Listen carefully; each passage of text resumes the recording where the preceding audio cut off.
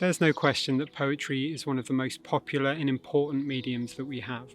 All throughout human history, people have written, shared, recited poems. It's actually one of the earliest forms of human communication.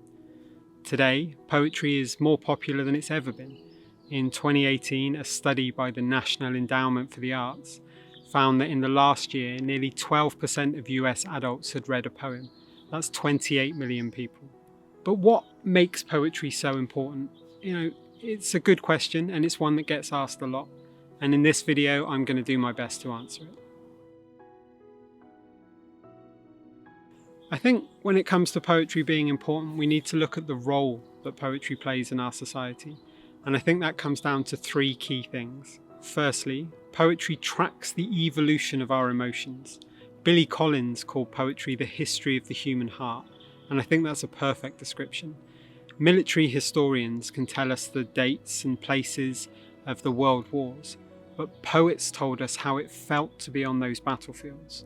From war to politics, love to mental health, poetry has charted our emotions throughout the ages in a way that few other mediums can match.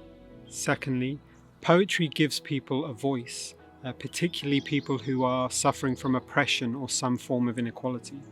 Throughout history, poetry has been used to challenge power, to unify people behind a cause, and to act as an agent for change.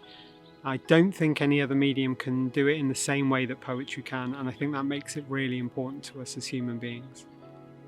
Lastly, and in my opinion most importantly, poetry allows us to deconstruct and better understand our own emotions. Whether you're reading or writing poetry, the art form allows us to face our own demons, to use language to better understand the way that we feel.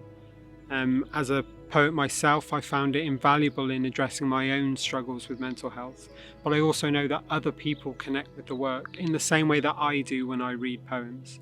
The role of poetry is not to address emotions using complex language and metaphor, but rather to interpret and help us understand complex emotions using language.